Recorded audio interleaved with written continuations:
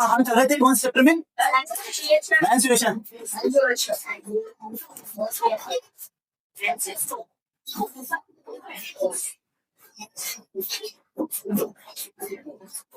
और मेंस्ट्रुएशन तो मतलब जानते हो इसमें किसी बात होगी ओनली एरिया के बारे में बात होगी और वॉल्यूम के साथ में होगी या पेरीमीटर की बात होगी। तो तीन चीज चार चीजें आपको याद रखना, ओनली इन्हीं की डिस्कस होगा इस पे पेरीमीटर पे एरिया और वॉल्यूम। बस मेंस्ट्रुएशन के अंदर तीन चीज के बारे में हम डिस्कस करेंगे ओनली, ठीक है। और सबसे पहले पेरीमीटर, पेरीमीटर तो जानते हो ना, टोटल लेंथ और बाउंड्री। बाउंड्री तो पता जान गए ना, बाउंड्री जैसे मेरे पास एक शेप दे रखी है, जैसे ये देखिए, जैसे बाउंड्री देख, बाउंड्री है इसकी, ये बाउंड्री या आउटर मोस्ट बाउंड्री बोला जाता है ना, ये है इसकी। अब इस जैसे मैं मान लो इसको मान लो ए, ये मान लो बी सी डी, तो इसका पेरीमीटर क्या जाएगा? A B plus B C D plus D A, ठीक है। ये इसका पेरीमीटर हो जाएगा। बात समझ में आ गई? और अगर एरिया की बात हो रही है तो एरिया की बात मतलब क्या होता है, इसके अंदर कितना जो सरफेस है ना इसकी, इसका एरिया निकालना पड़ेगा। ये जो सरफेस है ना, इसका डिस्टेंस होगा, ये पूरा क्या होता है, ये एरिया के अंदर आता है पूरा। और वॉल्यूम के अंदर आते देखो, वॉल्यूम पहले बात तो वॉल्यूम मतलब 3D शेप के लिए होता है, ओनली किसके लिए होता है? ओनली 3D शेप के लिए। इसमें 2D के लिए नहीं है कोई।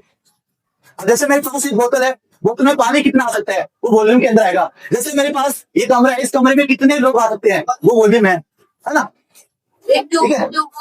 हाँ वो सारी चीज पड़ेगी, सारी चीज पड़ेगी, ठीक है। ये बात समझ गया। अगर आपको सबसे पहले बता दूं पेरीमीटर की, अगर इसकी यूनिट पूछे, यूनिट पेरीमीटर, तो इसकी पेरीमीटर और इसकी यूनिट पूछे तो वो बताना मीटर या सेंटीमीटर। ये डिपेंड करेगा किस पे, क्वेश्चन पे डिपेंड करेगा, ठीक है। या तो मीटर रहेगा या सेंटीमीटर रहेगा, वो डिपेंड किस पे करेगा, क्वेश्चन पे, ठीक है। आगे अगर एरिया की यूनिट पूछे तो अगर एरिया की यूनिट एरिया, तो इसका क्या आ जाएगा? मीटर स्क्वायर या सेंटीमीटर, ठीक है। आगे वॉल्यूम, जब भी वॉल्यूम की बात आई तो वॉल्यूम की भी यूनिट क्या है? Unit of volume. इसका देखा मीटर क्यूब और सेंटीमीटर क्यूब, ये इसकी यूनिट्स होती है। अभी लिखना मत, पहले समझ लो अच्छे से एक बार, फिर भूल जाओगे चीज, ठीक है। और हमने देखो 2D के लिए 7th क्लास में पढ़ लिया था, इसके पढ़ाने कोई फायदा नहीं है। हाँ पर मेन चीज जो दो चीज है वो बता देता हूँ आपको। पहला मेन क्या था मेरे पास, एक तो रोमस के बारे में मेन था इस चैप्टर में, रोमस। इस जो चैप्टर पढ़ेगी ना, इसमें रोमस के बारे में बात हो रही थी और इसको पता है ट्रेपिज्म के बारे में बात हो रही थी इस चैप्टर के अंदर,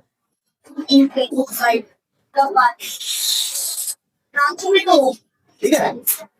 अगर 2D शेप है ना, इसके अंदर दो ही चीज की बात हो रही थी और बाकी की नहीं हो रही। तो जो स्क्वायर है, रेक्टेंगल है, उनके बारे में बात ही नहीं हुई, केवल उन्हीं के बारे में डिस्कस करेंगे पहले, कर लो। अगर इसका आपको पूछेगा एरिया, पूछेगा तो एरिया और रोम्बस, इसका उत्तर क्या होता है? अब देखो रोम्बस का एरिया बोलेगा तो आपको लगाना है बेस इंटू, बेस इंटू, अगर इशू बोलते हैं बेस, इशू होते हैं हाइट। और इसका एक और फॉर्मूला होता है, अब वो मतलब किसके अकॉर्डिंग होता है? वो होता है डायगोनल के अकॉर्डिंग होता है। तो इसका देखो दूसरा, ये तो फर्स्ट फॉर्मूला हो गया। अगर सेकंड फॉर्मूला पूछ ले तो आपको बताना है 1/2 into d1 into diagonal first, diagonal second. बोला आपको ये पता होना चाहिए। अभी डायगोनल फर्स्ट ये बताऊं, बताना आपको डायगोनल फर्स्ट क्या है, बताना है। जैसे तो मेरे पास है ना एक ये रोम्बस है,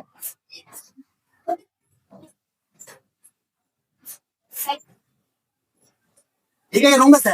डायगोनल मतलब जैसे ये जो अपोजिट वर्टेक्स को मिलाने वाला जो भी होता है ना, वो डायगोनल होता है।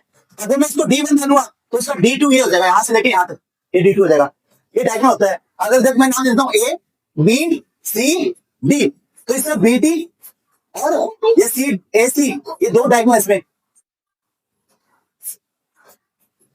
ac क्या है? डायगोनल है।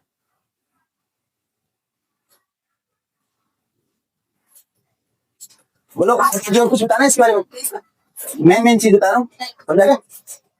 अब आगे देखो ट्रेपिज्म के बारे में बात क्या